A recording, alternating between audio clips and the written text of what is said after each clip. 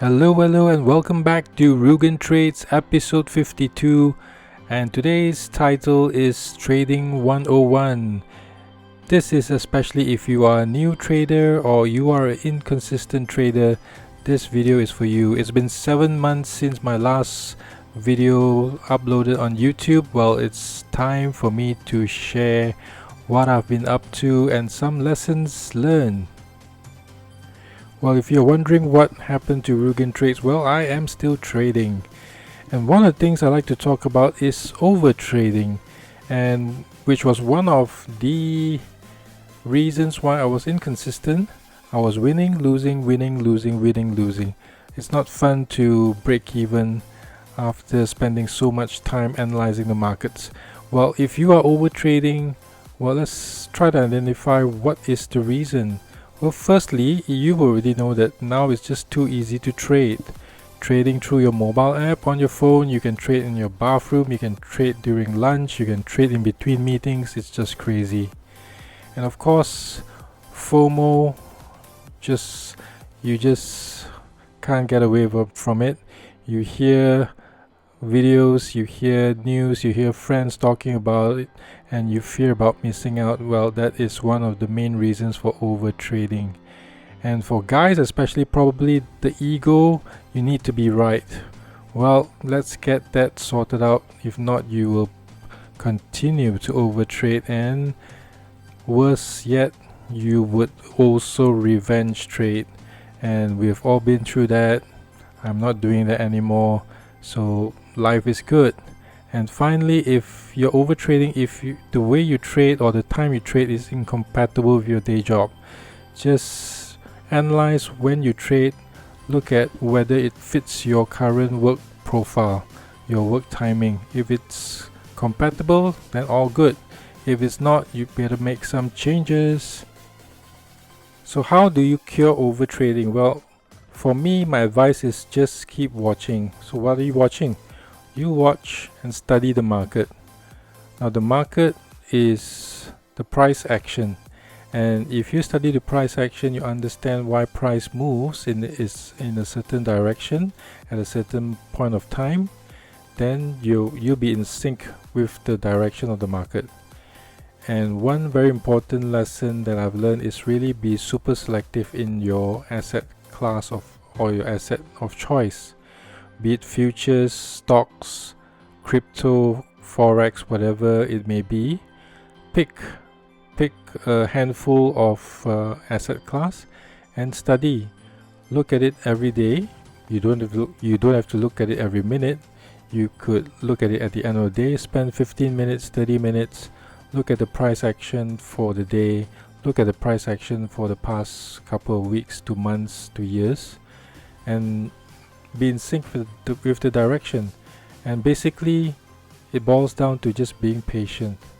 Once you're in the flow of the market, you will know it. It's like if you are a sports player, if you are feeling in sync with yourself, your body and mind, and every ball you hit is just hitting the sweet spot, you will know what I'm talking about, right?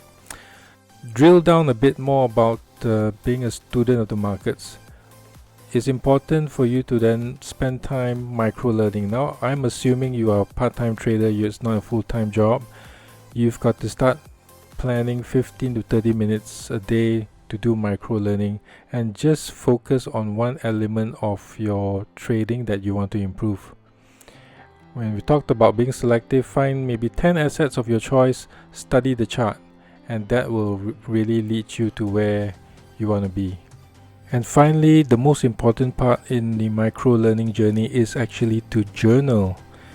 And typically we think about journaling as just recording our trades, whether how much did we enter the price, how much did we sell for, what's our profit, what's our loss, what's our commission, right? Well, in this aspect, journaling is all about just documenting what you saw or what you expected to see, and actually what happened in the market in terms of price action. Journal your emotions, journal every thoughts you have into what you saw in the markets that day, right? and that will actually serve you very well. And with modern technology now, once you've got a long list of journal entries, you can use AI to actually come up with some kind of analysis and feedback to you. If you're trading alone, that is a good way for you to really improve yourself. And the best way, of course, to get what you want, get the results, is basically you need to focus. And how do you focus? Well, you basically have to block out social media, and because that is really toxic, it will just pull you here, where, everywhere, 360 degrees, and you end up just being as confused as ever. And news, if you want to follow financial news, just treat it as entertainment. There's always a reason why news spins certain news a certain way. Just don't trust what you read. Stop reading forums. If you're part of the whatever forums, whether it's Moomoo or whatever platforms you're on, stop listening to people you don't know.